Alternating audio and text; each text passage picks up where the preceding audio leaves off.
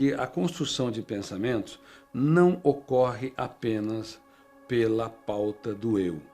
Ou seja, o eu representa a capacidade de escolha, a consciência crítica, a identidade básica. O eu é a autonomia de um ser humano, o centro de comando do psiquismo.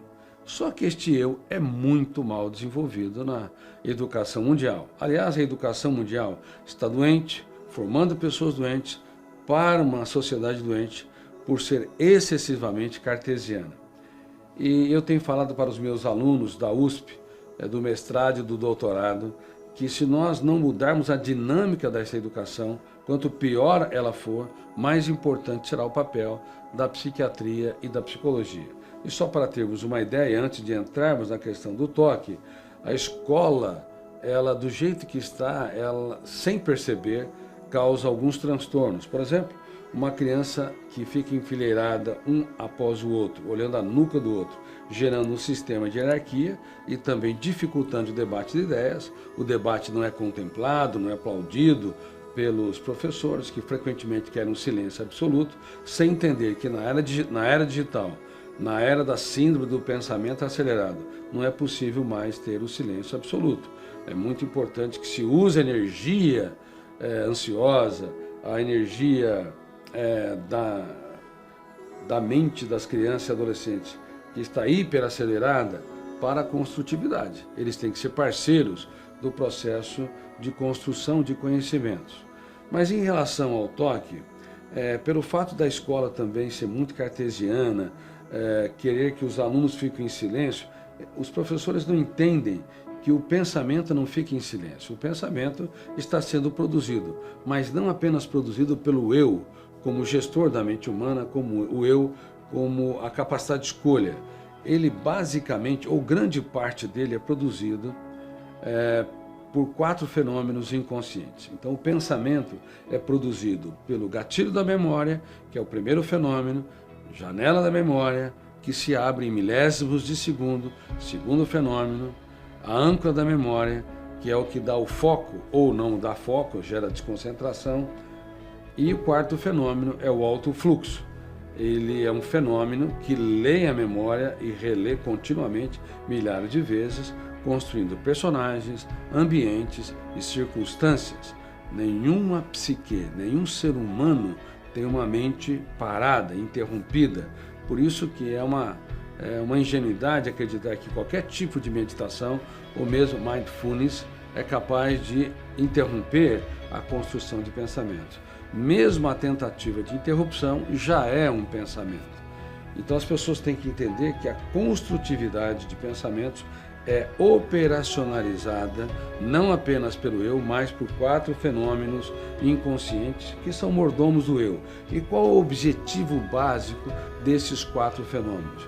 É produzir uma multiplicidade, milhares de pensamentos, imagens mentais e emoções para que elas sejam registradas no córtex cerebral, estimulando o desenvolvimento da personalidade e, ao mesmo tempo, produzindo a mais excelente fonte de entretenimento humano.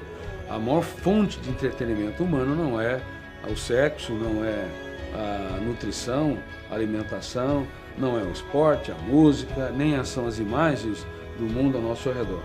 A maior fonte é ou deveria ser a construção de pensamentos multiforme, multiangular no psiquismo humano. Só que, ao mesmo tempo, ela pode se tornar a maior fonte de terror, de estresse, porque frequentemente dispara o gatilho, abre janelas killers, que são traumáticas, que produzem ideias perturbadoras, a âncora se localiza naquela região, focando, assim como a âncora de um navio fixa o navio num porto, a âncora foca, fixa naqueles determinados arquivos, e o quarto fenômeno, o alto fluxo, começa a ler e reler de maneira incontrolável, gerando pensamentos angustiantes, sofrimentos por antecipação, ruminação de perdas, mágoas e frustrações. No caso do toque, nós vamos levar esses fenômenos às últimas consequências. Por exemplo, uma pessoa que tem aversão ao câncer, é possível que ela detone o gatilho, abre uma janela killer que tem imagens e conteúdos de que ela está tendo sintomas de um câncer, a âncora se fixa naquela região e ela vai pensar continuamente e às vezes até descontroladamente aquelas ideias. A mesma coisa ocorre com uma pessoa que tem AIDS, ou que acha que vai ter AIDS, que acha que vai contrair AIDS.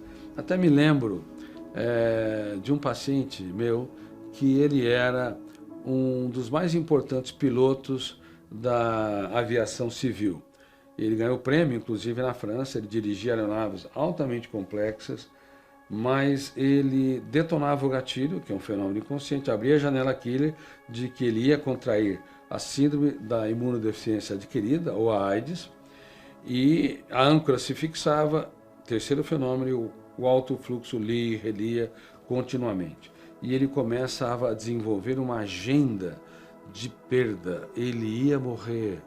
Hoje nós sabemos que a AIDS tem um tratamento bem eficiente, mas naquela época, há cerca de 10 ou 15 anos, ele não tinha esse tratamento adequado. Então ele sentia que ia perder os filhos, nunca mais ia beijá-los, nunca mais ia ter contato, o carinho e os abraços da esposa, e ele se sequestrava num banheiro, chorando, sem contar para ninguém, porque se sequestrava dentro de si mesmo. Até que eu o ensinei a dirigir a aeronave mental. Ele dirigia aeronaves físicas, agora a tarefa era o eu dirigir a aeronave mental usando técnicas importantes, como a técnica do DCD, duvidar, criticar e determinar.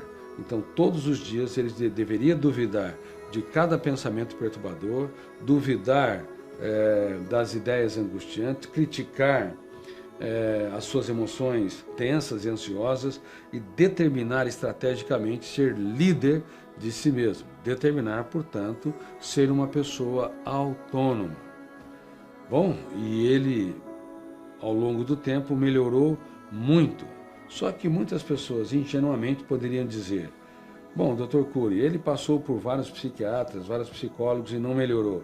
Por que os profissionais que o atenderam não o estimularam a fazer um teste para ver se tinha um HIV? Muito simplista. Ele, claro, estimularam ele a fazer o teste. Ele fez o teste e depois de uma semana, apreensivo, veio o resultado. O teste deu negativo e ficou super feliz. Só ficou super feliz por alguns dias, porque as janelas killers não podem ser apagadas. Todas as experiências de dor, de perda e angústia foram registradas novamente. Elas só podem ser reeditadas, como por exemplo com a técnica do DCD que eu acabei de dizer. Aí, depois de um certo tempo, outro psicoterapeuta pediu para ele fazer novamente um teste. No primeiro teste, ele, quando viu que deu negativo, ficou bem alguns dias e disse. Aí depois começou a produzir ideias perturbadoras e começou a dizer: o kit falhou. No segundo teste, ele ficou feliz porque deu negativo, mas também não resolveu o problema. Resolveu externamente, mas o monstro internamente o estava consumindo. E ele começou a ter essa ideia: trocar o meu kit.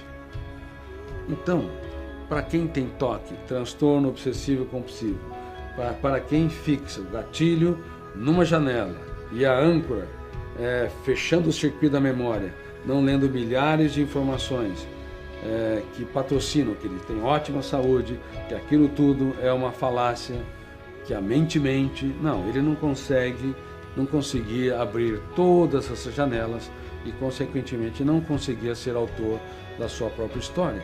Por isso, o ser humano pode ser sequestrado num único lugar que ele deveria ser livre.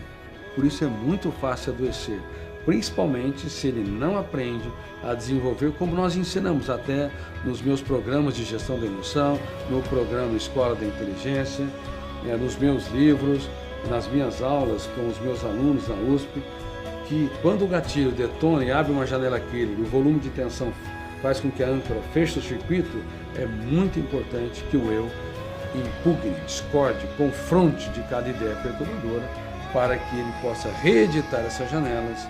E uma vez reeditando-as, ele consegue encontrar uma liberdade de dentro para fora. Portanto, bem-vindos ao mundo, às camadas mais profundas da mente humana, para que possamos deixar de ser servos, para nos tornarmos protagonistas da nossa psique. Olá, amigos, eu gostaria de convidá-los com muito carinho para se inscreverem no canal do YouTube, que é o canal da Escola da Inteligência. Esse canal vai abordar muitos assuntos: relações pais-filhos, relações alunos com alunos, filhos com filhos, professores com alunos, e também vamos falar sobre os transtornos emocionais e as técnicas mais importantes de gestão da emoção e para o desenvolvimento da inteligência global. Um forte abraço.